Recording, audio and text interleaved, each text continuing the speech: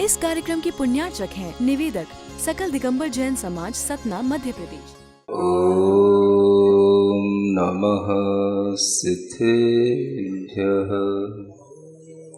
ओम नमः सिद्धेभ्यः। ओकारं बिन्दुसंयुक्तं नित्यं ध्यायन्ति योगिनः।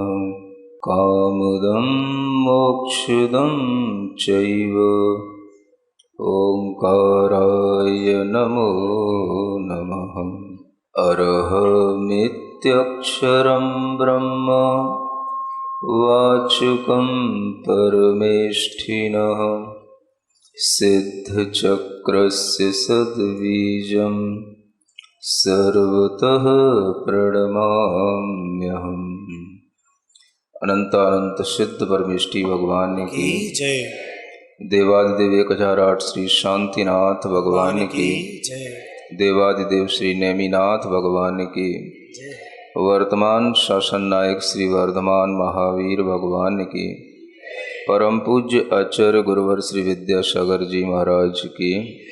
बोलिए अरहम योग प्रणेता अध्यात्म योगी अविक्षण ज्ञानोपयोगी पूज्य गुरुवर श्री प्रणम्य सागर जी महाराज की, समस्त मुनि संघ की नमोस्तु गुरुवर नमोस्तु।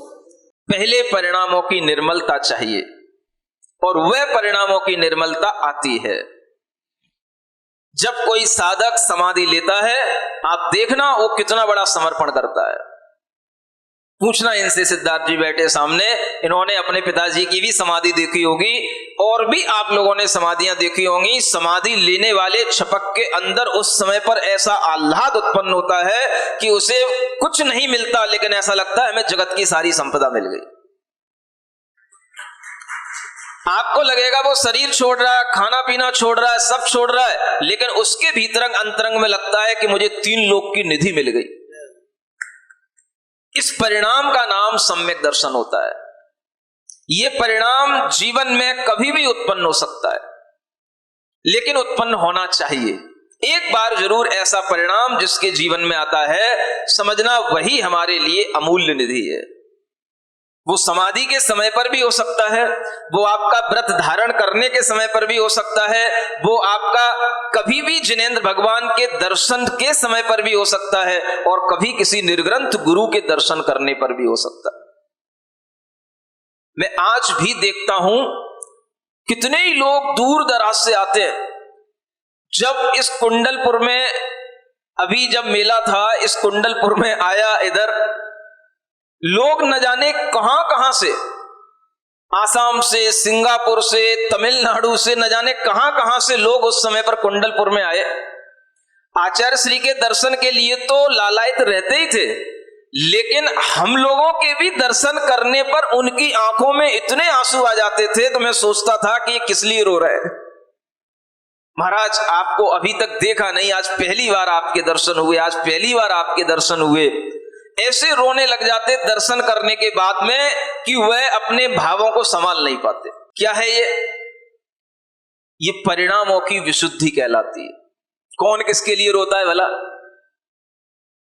क्या हमने उनको दिया, क्या उनने हमसे लिया?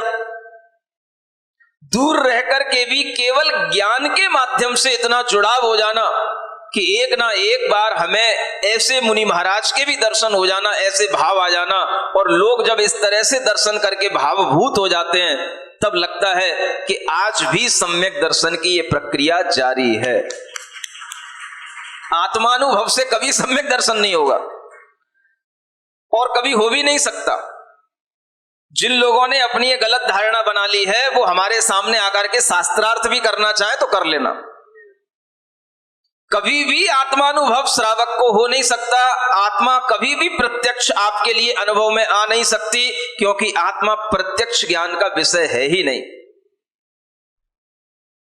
आत्मा के लिए अगर आपका अनुभव होगा तो पहले आपको ऐसे गुरुओं की शरण में ही आकर के अध्यात्म को सीखना पड़ेगा, और उस अध्यात्म के अनुसार जब आपके परिणाम निर्मल होते चले जाएंगे, सम्यक दर्शन के साथ में ज्ञान में निर्मलता आए, ज्ञान की निर्मलता के साथ चारित्र में निर्मलता आए और वह निर्मलता ऐसी बढ़ती चली जाए कि वह इंद्रभूति की तरह भगवान के समो शरण में बैठ करके ही सब छोड़ दे, कुछ नहीं चाहिए, बस भगवान आपका रूप और आपका स्वरूप जैसा ही हमको चाहिए और कुछ नहीं चाहिए।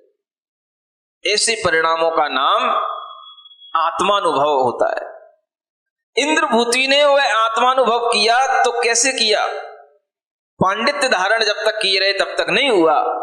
जब समर्पण किया, सब कुछ उनके लिए छोड़ दिया, उनके लिए वह आत्मानुभूति का परिणाम तुरंत उत्पन्न हो गया और उस आत्मानुभूति के कारण से अवधि ज्ञान, मने परे ज्ञान जैसे कर्म क्षयोपशम को प्राप्त हो गए, रिद्धियां प्रकट हो गई।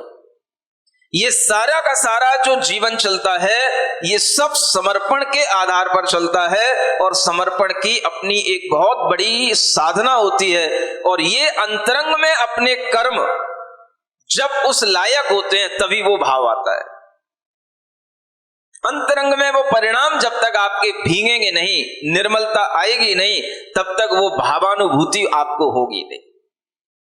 तो मैं कहता हूं कि आज आत्मानुभूति की जरूरत नहीं है, आज श्रद्धानुभूति की जरूरत है। पहले अपनी श्रद्धा की अनुभूति करो कि हमें देव शास्त्र गुरु के प्रति श्रद्धा है कि नहीं। तमाम ऐसे लोग हैं दुनिया के अंदर जो बहुत बड़ा बड़ा शास्त्रों का स्वाध्याय करते हैं, आत्मा की बहुत बड़ी बड़ी चर्चाएं करते हैं, लेकिन श्रद्धा के नाम पर बिल्कुल शून्य होते हैं। गुरुओं के प्रति श्रद्धा होती ही नहीं है। पंचम काल में गुरु होते ही नहीं है। जिसकी श्रद्धा में ये है उसे गुरुओं के प्रति श्रद्धा कहां से होगी? जब तक आपको इस तरह की श्रद्धा निर्ग्रंथ गुरुओं को देख करके, मैं कहता हूं पंचम काल में नहीं होते होंगे। मैं कहता हूं अगर आपने ये सोच लिया कि नहीं थे, चलो कोई बात नहीं, नहीं होंगे कोई बात नहीं, लेकिन अगर वर्तमान में आपको आचार्य गुरुदेव को देखने के बाद भी ये भाव उत्पन्न होता है तो मैं कहता हूं आपके अंदर सम्यक दर्शन की कोई भूमिका अभी तक बनी नहीं। सम्यक दर्शन का भाव जब भी बनेगा आपको हमेशा देव शास्त्र गुरु के निकट आना पड़ेगा, उन्हें स्वीकार करना पड़ेगा, चाहे पंचम काल हो चाहे चौथा काल हो। जितनी हमारी श्रद्धा है उसके अनुसार आज भी गुरुओं का विचरण हमें दिखाई देता है और उन्हीं के माध्यम से हमें जब ये तत्व का उपदेश सुनने को मिलता है तो देशना की लब्धि होती है, अन्यथा देशना लब्धि नाम की कोई लब्धि हमारे लिए प्रकट हो ही नहीं सकती। देशना लब्धि किसको कहते हैं? आचार्यों के उपदेश को देशना लब्धि कहा गया, निर्ग्रंथ गुरुओं के उपदेश को देशना लब्धि कहा गया। और वह देशना लब्धि अगर हमें एक बार उपलब्ध हो जाती है तो हमारे परिणामों में इस तरह की विशुद्धि आए बिना रहती नहीं। इसलिए कभी भी कोई भी कार्य घटित होता है केवल बाहरी कारण से नहीं होता, अंतरंग कारण भी देखा करो। ये जीवन में हर क्षण घटित करना। मानो आपके घर में कोई संतान उत्पन्न हुई और वो संतान जन्म से ही मान लो उसको पैरालिसिस है, अपाहिज है, क्या करोगे बताओ? डॉक्टरों को दिखाना, सब तरह के इलाज कराना और कराने के बावजूद भी उसमें कोई सुधार ना दिखाई दे, तब क्या करोगे? तब ये सूत्र लगाना, केवल बाहरी कारणों से ही सब काम नहीं होते हैं, अंतरंग का कारण भी बहुत बलवान होता है। अगर अंतरंग में कर्म का उदय तीव्र है तो तमाम बड़े बड़े चिकित्सकों के पास में जाने के बावजूद भी उसके लिए कोई सुधार की गुंजाइश दिखाई नहीं देती। तब हमें उसके भी कर्मों को देखना और अपने भी कर्मों को देखना। वह जीव भी अपने कर्म का फल भोग रहा है क्योंकि कर्म के उसके लिए तीव्र उदय चल रहे हैं, जिसके कारण से कोई भी बाहर का इलाज उसके लिए काम नहीं कर रहा है। तो उस जीव के लिए भी ये समझ में आना और आपको भी समझ में आना, सब कुछ हमारे हाथ में नहीं होता है। बाहरी कारण हमारे हाथ में हो सकते हैं, अंतरंग कारण हमारे हाथ में नहीं होते। हम बाहरी कारणों की समायोजना कर सकते हैं, मंदिर में बच्चे को ला सकते हैं, गुरु के उपदेश सुनने के लिए बच्चे को बिठा सकते हैं, लेकिन उपदेश सुनने के बावजूद भी उस बच्चे के अंदर परिवर्तन आए उसका मन उपदेश सुनने में लगे, ये उसकी अंतरंग योग्यता के ऊपर निर्भर करेगा। हम संस्कार केवल बाहर से दे सकते हैं, अगर उसके अंतरंग में कर्म का उदय अच्छा चल रहा है तो वो संस्कार को ग्रहण कर लेगा, नहीं तो उसके लिए वो संस्कार भी कोई काम नहीं करता। एक ही पिता के 2 पुत्र 4 पुत्र उत्पन्न होते हैं और चारों की दिशाएं आप देखते हो अलग अलग हो जाती हैं। 2 भाई होते हैं, एक भाई का मन कहीं अच्छे मार्ग पर लगता है तो एक भाई का मन कहीं किसी दूसरे मार्ग पर लग जाता है, और दोनों के संस्कार एक ही होते हुए भी दोनों की गतियां अलग अलग हो जाती हैं, परिणमन अलग अलग हो जाते हैं, विचार अलग अलग हो जाते हैं, श्रद्धाएं अलग अलग हो जाती हैं, धर्म के रास्ते अलग अलग हो जाते हैं। क्या करोगे? इसलिए अंतरंग कारण को भी कभी कभी देखा करो। किसी भी तरह की कोई भी बीमारी है तो वह हम केवल बाहर से नहीं सुधार सकते हैं, उसके भीतर का कारण भी अगर उस समय पर मंद उदय के साथ में होगा तो चिकित्सा संभव है, अगर तीव्र उदय होगा तो चिकित्सा भी संभव नहीं हो पाती। कितने ही लोग ऐसे होते हैं, एक छोटा सा बुखार आता है, छोटा सा जुकाम होता है, कुछ होता है, कुछ का कुछ दवाई ले लेते हैं, किसी की डेथ हो जाती और कोई ठीक भी हो जाते हैं। क्या करो? एक दवाई लेता है उसके लिए रोग और बढ़ जाते हैं, और एक दवाई लेता है वही डॉक्टर से और उसी तरह की वही दवाई लेने के बाद में उसके रोग ठीक हो जाते हैं। समय कब कहां पर किस तरह से हमारी बुद्धि को घुमा दे, कौन सा समय हमारे लिए कौन से अनर्थ का कारण बन जाए, ये सब चीजें जब हमारे संज्ञान में रहती हैं तो हम बाहरी कारणों को देखने के साथ साथ अंतरंग कारण भी देखने लग जाते हैं। कर्म का उदय एक बहुत बड़ा कारण होता है। किसका उदय? कर्म का उदय। पहले के बंधे हुए कर्म के उदय इस तरह से हमारे सामने प्रक्रिया बना देते हैं, योजना बना देते हैं कि वो चीजें हमारे जीवन में घटित हो जाती है। आप सोचो, अभी एक घटना हुई, एक मुनि महाराज का मर्डर हुआ, यूं कहना पड़ेगा। समझ आ रहा है? अब सबको जाहिर, सबको वो चीज पता है, तो अब हम क्यों उसको क्या कहें, कुछ अलग से छुपाएं उसको। आप सोचो कि उस कारण के लिए, उस कार्य के लिए क्या क्या कारण मिले, और उन कारणों को अगर हम देखें तो कहना पड़ेगा कि अंतरंग और बहिरंग कारणों के मिलने से ही काम होता है। जब हम नहीं जानते हैं तो हम केवल बाहरी कारणों पर टूटते हैं, दुनिया टूटती है, लेकिन हमें अंतरंग कारण पर भी कभी कभी ध्यान देना पड़ता है। क्या करोगे? कभी कभी उपकार करना भी, किसी के लिए मदद करना भी एक बहुत बड़ी दिक्कत का कारण हो सकता है। तो आदमी क्या उपकार करना छोड़ दे? क्या दया करना छोड़ दे? लेकिन अगर अंतरंग में मान लो कोई घटना किसी कर्म के उदय से उसी तरह की संयोजना से बनती जा रही है, तो वो बनाने वाला भी नहीं समझ पाता और उसके साथ में जो लोग जुड़ते हैं वो भी नहीं समझ पाते। किसी के लिए कोई उपकार किया, किसी को कोई पैसे कहीं से दिला दिए, बाद में वही पैसे मांगने के लिए फिर से कहा गया, तो अब ये पैसे कहां से दिए जाएं, तो व्यक्ति को ही समाप्त कर दिया जाए। उपकार भी आदमी के लिए कभी कभी अपकार का कारण बन सकता है, तब जाकर के वो अध्यात्म याद आता है जो आचार्य पूज्यपाद देव ने कहा है।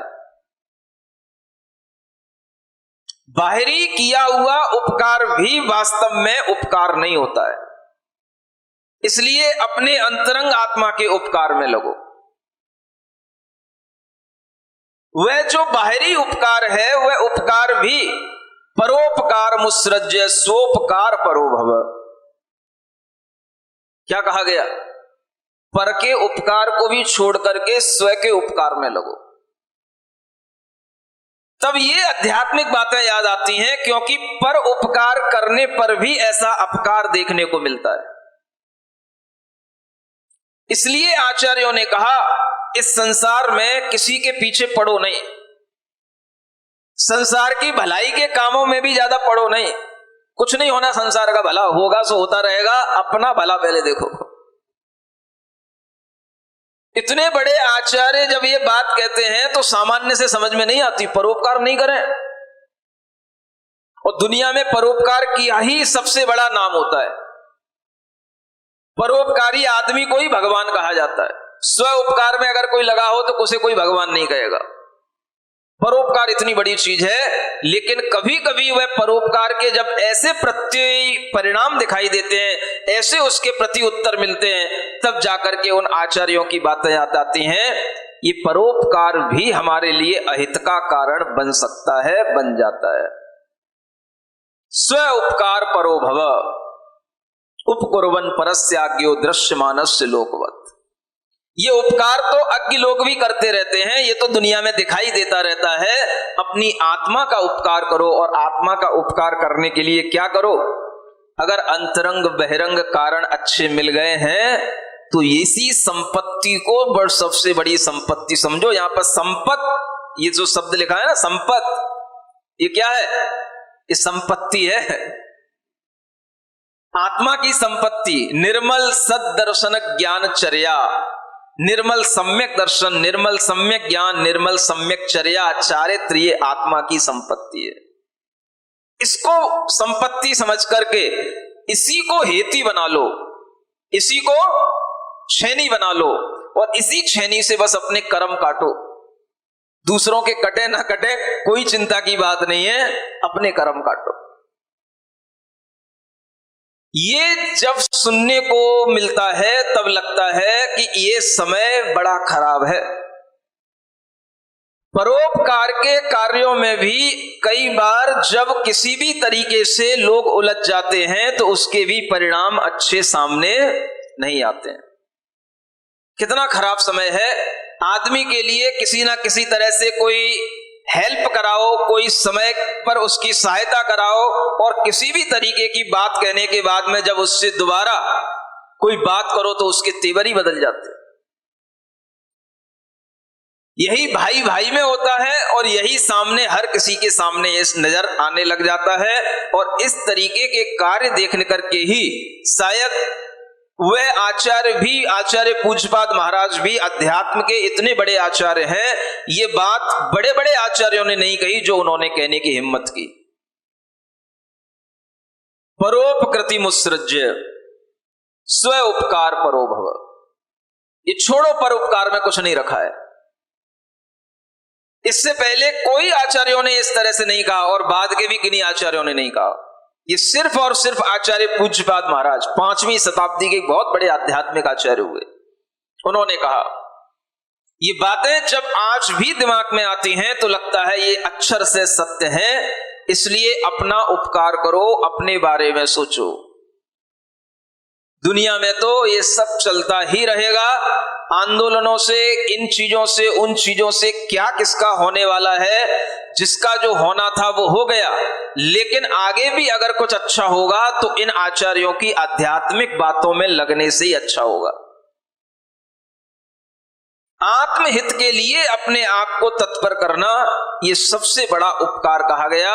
इसलिए आचार्यों ने कहा पहले अपना लोटा छानो, दूसरों की बातें बाद में करना। सुन रहे हो क्या कर रहा हूं? यहां बैठकर के भी मैं आपका लोटा नहीं छान रहा हूं यहां बैठकर के भी मैं अपना ही लोटा छान रहा हूं। ये उपदेश आपको लग रहा है मैं आपको दे रहा हूं, मैं आपको नहीं दे रहा हूं। ये उपदेश मैं अपने आप को ही दे रहा हूं। मुझे कोई प्रयोजन नहीं है इन उपदेशों से, लेकिन धर्म की बात सुनाने के लिए भी आचार्यों ने कहा, अगर नहीं सुनाई जाती है तो उसके लिए भी आचार्य कह देते हैं ये कृतघ्नी है, ये अज्ञानी है, जो अपने को जानते हुए भी, धर्म की बात जानते हुए भी दूसरों को नहीं बता रहा है। वहां पर भी दोष लगने लग जाता है। तब जाकर के कुछ बोलना पड़ता है, कुछ कहना पड़ता है, लेकिन उसमें भी स्व उपकार ही प्रमुख होता है। तब जाकर के वह धर्म के उपदेश से भी अपने को लाभ मिलता है। इसलिए हर किसी व्यक्ति को आज आत्महित के कार्य में लगना चाहिए। सबसे बड़ा कार्य है। बाकी संसार के कार्य तो खूब हो चुके हैं, होते रहेंगे, खूब करते रहते हो, संसार के कार्यों में ही सारी जिंदगी व्यतीत होती है। सब अपने संबंधी रिश्तेदार उन्हीं की चिंताओं में, उन्हीं के कैरियर बनाने में, उन्हीं के लिए कमाने में सारी जिंदगी निकलती है। अपने आत्महित के लिए तत्पर हो, ये सबसे बड़ी इस मनुष्य पर्याय की उपलब्धि है। और इस तरह की उपलब्धि के लिए ही ये वर्षा योग हुआ करते हैं कि इन समुदाय के बीच में बैठ करके यहाँ के लोगों को ये उपलब्धि प्राप्त हो, तो इस तरह के निमित्त बन जाते हैं कि मुनि महाराज 300-300 किलोमीटर से चल करके आपकी नगरी में आकर के बैठ जाते हैं। सब चाहिए, बाह्य निमित्त भी होना चाहिए, अंतरंग निमित्त भी होना चाहिए, तभी कार्य घटित होगा। हमारा भी कार्य दोनों कारणों से ही घटित होगा और आपका भी कार्य दोनों कारणों से घटित होगा। तो एक बात, एक यूनिवर्सल लॉ है ये, हमेशा गांठ बांध करके अपने जीवन में रख लेना। जिंदगी का कोई भी कार्य, संसार का कोई भी कार्य कहीं पर भी घटित होता है, वह दोनों कारणों से घटित होता है, अंतरंग और बहिरंग। चाहे वो मोक्ष मार्ग का हो, चाहे लौकिक मार्ग का हो, ये लॉ सबके लिए है, यूनिवर्सल लॉ है ये। हर काम, जब तक सामने वाले पदार्थ में योग्यता नहीं होगी, आप उस पदार्थ को किसी दूसरे रूप में कन्वर्ट नहीं कर सकते हो। लकड़ी में आप इलेक्ट्रिसिटी नहीं डाल सकते हो, किसी वायर में, किसी लोहे की चीज में ही आप इलेक्ट्रिसिटी का फ्लो डाल सकते हो। ये उसकी योग्यता है, लकड़ी की नहीं है। ये बात तो बाद में साइंस कहती है कि लकड़ी ऊष्मा का कुचालक है, ये सुचालक है, ये बैड कंडक्टर है, ये गुड कंडक्टर है, लेकिन ये सबसे बड़ी चीज है उसकी योग्यता। ये बहुत बड़ी साइंस हमें पहले ही जैन आचार्यों ने दे दी। हर पदार्थ की अपनी योग्यता। बाहरी कारणों से करंट आएगा तो लोहे में आएगा, वायर में आएगा, लकड़ी में नहीं आएगा, क्योंकि उसके लिए वो बाहरी कारण उसके अंतरंग कारण को हिलाने में समर्थ नहीं है। इसका अंतरंग कारण ऐसा है जो लोहे में होता है, उसको हम मैग्नेट बना सकते हैं, लकड़ी को कभी मैग्नेट नहीं बना सकते, क्योंकि इसमें ही वो अंतरंग कारण विद्यमान है जिसको अगर हम बाहरी कारण से जोड़ेंगे तो मैग्नेट बन जाएगा। लकड़ी कभी मैग्नेट नहीं बनेगी। सबने फिजिक्स पढ़ी होगी, थोड़े बहुत प्रैक्टिकल भी किए होंगे, समझ में आ रहा है? क्यों? साइंस भले ही आज अपनी भाषा में कह देती है यार गुड कंडक्टर दे बैड कंडक्टर, लेकिन ये कंडक्टर भी कहां से कंडक्ट हो रहे हैं? ये उनके अपने अपने कंडक्ट हैं, उनकी अपनी अपनी क्वालिटी है हर एक पदार्थ की। किस पदार्थ में बाहरी कारण के मिलने से क्या घटित होगा और किस में घटित नहीं होगा। जैसे हम कहें अभव्य को कितना ही उपदेश सुनाओ, उसके लिए कभी भी सम्यक दर्शन नहीं होगा। वो क्या है? वो बैड कंडक्टर है, मोक्ष मार्ग का लिए बैड कंडक्टर, उसके अंदर कोई करंट जाने की नहीं। और जो भव्य होगा उसके लिए उपदेश सुनाओगे तो वह मोक्ष मार्ग पे चलने लगेगा, सो वह गुड कंडक्टर है। वो गुड कंडक्टर वो कहां से आया? तो योग्यता उसकी अपनी निजी होती है। हर द्रव्य की अपनी निजी योग्यता होती है, जिससे वह योग्य भी बनता है और अयोग्य भी बनता है। यह सिद्धांत हमें जैन दर्शन में पहले सिखाया गया। वैज्ञानिकों ने तो बाद में ये सिद्धांत सामने लाया, लेकिन अगर हम इन सिद्धांतों को इस तरह से समझने की कोशिश करेंगे तो हमें समझ में आएगा कि विज्ञान अपनी भाषा में कोई बात कहता है तो कहे, लेकिन वो धर्म विरुद्ध कोई बात कह नहीं सकता है और होते भी नहीं है। ऐसे आचरण, ऐसा ज्ञान, ऐसा सम्यक दर्शन जिसके माध्यम से यह आत्मा अपने आप को प्योर बनाती चली जाए, कर्मों से मुक्त करती चली जाए, उसको यहां पर आचार्य कहते हैं इसी को अपना अंतरंग का सबसे बड़ा कारण समझो और यही हमारी उपलब्धि है। ये रहती है तो सब रहता है। जंगल में भी लोगों को चीजें उपलब्ध हो जाती हैं। उपश्रेणिक गड्ढे में गिरा दिया उस घोड़े ने तो वहां पे भी उसको क्या मिल गया? तिलकावती मिल गई। भूल गए? भूल जाते हो, खो जाते हो, एकदम से चेंज हो गया। कहा तो घोड़े ने गिरा दिया गड्ढे में और कहा वह ठीक भी हो गया और ठीक होने के बाद में उसे तिलकावती से विवाह भी हो गया। अब देखो ये क्या है? आदमी ने, किसी दूसरे शत्रु ने उसको मारने की पूरी साजिश कर ली थी, लेकिन वो मरा नहीं, जी भी गया और फिर से विवाह भी कर लिया और फिर से एक नया राजा बनकर के फिर से अपने राजगृह में आ गया, प्रवेश कर लिया और फिर उसका स्वागत प्रजाजनों ने वैसे ही किया जैसे आप मुनि महाराज का नगर में प्रवेश होने पर स्वागत करते हैं। ऐसा ही स्वागत, घर घर में अरे राजा आ गया, राजा आ गया। इतने महीनों के बाद में कहां से राजा विलुप्त हो गया था, फिर से राजा आ गया, अपने साथ में एक कन्या को और लाया है, रानी को और लाया है। तो जितनी भी महिलाएं सब देखने को पड़ी। उनका तो वो धर्म ही होता है नई बहू का मुंह देखना, नहीं समझ आया? तो अच्छा अच्छा चढ़ा चढ़ा करके अच्छी अच्छी गिफ्ट दे दे करके उस बहू का मुंह देखने के लिए सब महिलाएं, पूरे राज्य की महिलाएं तत्पर हो गई। राजा एक नई रानी लेकर के आ गया, राजा एक नई रानी लेकर के आ गया और उस राजा का जलवे के साथ में पूरे फिर से नगर में प्रवेश हो गया। राजा ने उस रानी को सबसे बड़ी रानी बना दिया, लेकिन राजा के मन के अंदर एक चिंता लग गई। क्या लग गई? वो चिंता यही लग गई, अब इस रानी का जो पुत्र होगा वो पुत्र को मुझे राजा बनाना है कि मेरे सामने इतने इतने योग्य मेरे पुत्र हैं, इनको राजा बनाऊं। कह तो दिया था उससे, उसके मोह में आकर के मैंने सब कुछ कर तो लिया, लेकिन अब जब राजगद्दी पर बैठ करके वो सोचता है कि इतने योग्य पुत्रों को कैसे अयोग्य घोषित कर दूं और एक इसकी पुत्री को कैसे इसके पुत्र को राजा बनाने की बात सोच लूं। कुछ दिनों बाद में उसके पुत्र भी जन्म हो गया तिलकावती से, और उसका नाम था चिलाती पुत्र। चिलाती एक नाम सुना? नहीं सुना? सुनते कहां हो तुम पुराणों के प्रमुख पुरुषों के नाम? वह चिलाती नाम का पुत्र उत्पन्न हुआ और उस उपश्रेणी के बड़े बड़े पुत्र और हैं, और उन सब में श्रेणिक राजा सबसे योग्य उनका पुत्र दुनिया में घोषित है, सब लोग मानते हैं। लेकिन अब राजा चिंता में पड़ा है कि मैंने इसके पिता को इसकी मतलब मां के पिता को यह वचन दिया है कि मैं इसी को राजा बनाऊंगा, तो अब वो सोचता है इसको राजा कैसे बनाऊं। चिंता एक चल गई।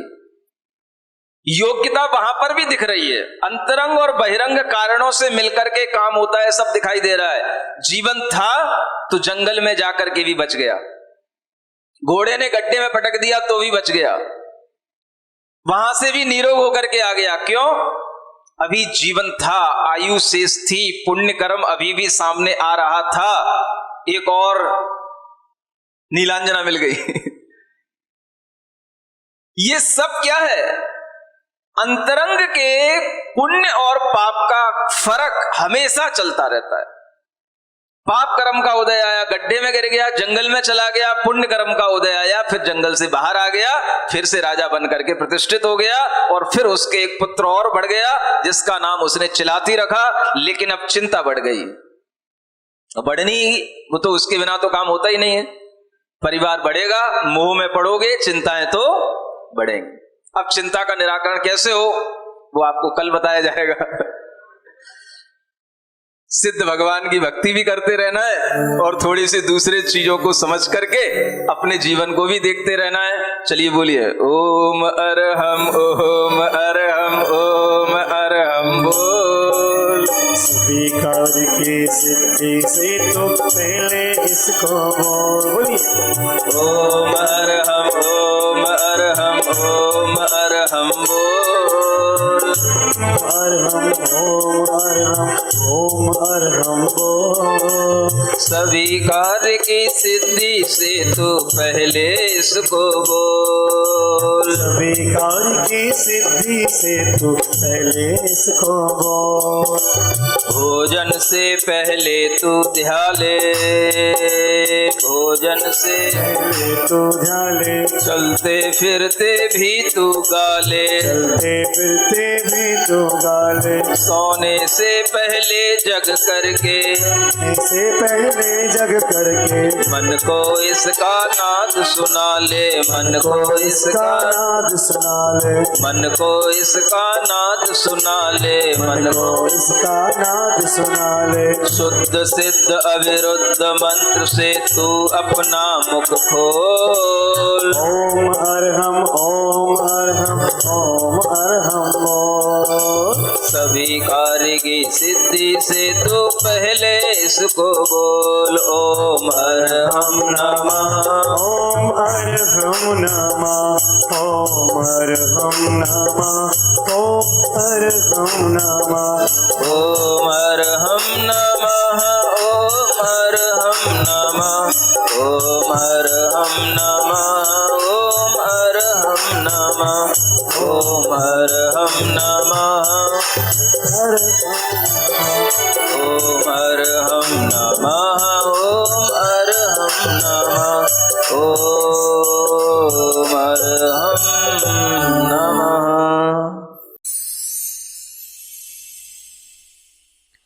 सिरिजिणवाणी जग कल्याणी जग जन मदतम मोहरी जणमण हारी गढ़हर हारी जम जरा भव रोग हरि तिथियराणम दिव्य झुणिम जो पड़ई सुणई मय्ये धारई णाणं सौख मणन्तं धर्य सासद मोक्ष पदं पावै सासद मोक्ष पदं पावै।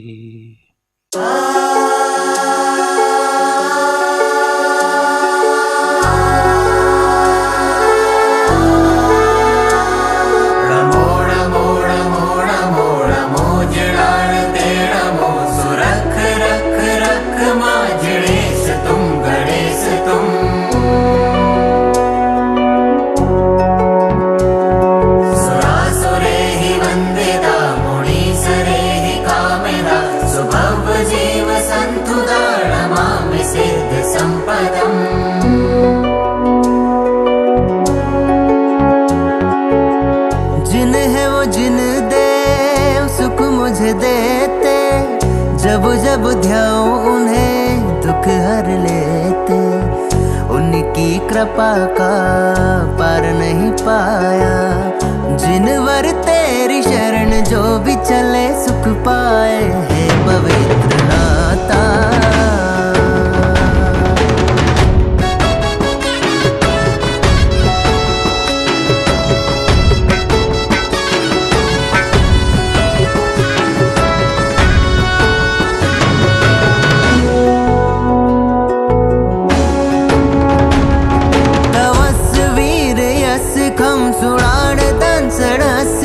चरित धम्म यस्य पाल गाम जयन्तु सूरिणो मणम्मि संवसत् सार भूत तच्छ धारगा मुड़न्ति पाठ गावुसं लसन्तु धम्म देसगा।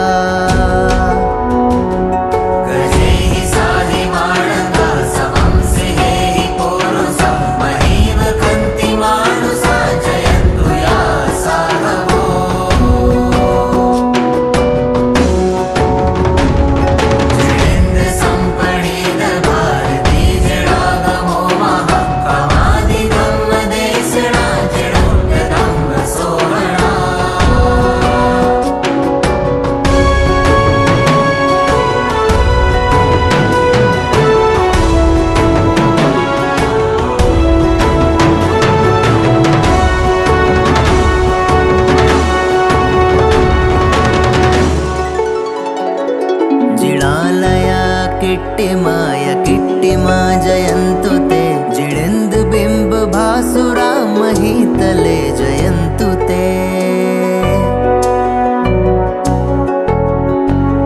सड़ा दड़ाणवा विदेवदासया जयन्तु ते सुमंगला भवन्तु मे सुमंगला भवन्तु मे। सुहं दिसन्तु मे जिणा सुहं दिसन्तु मे जिणा सुहं दिसन्तु मे जिणा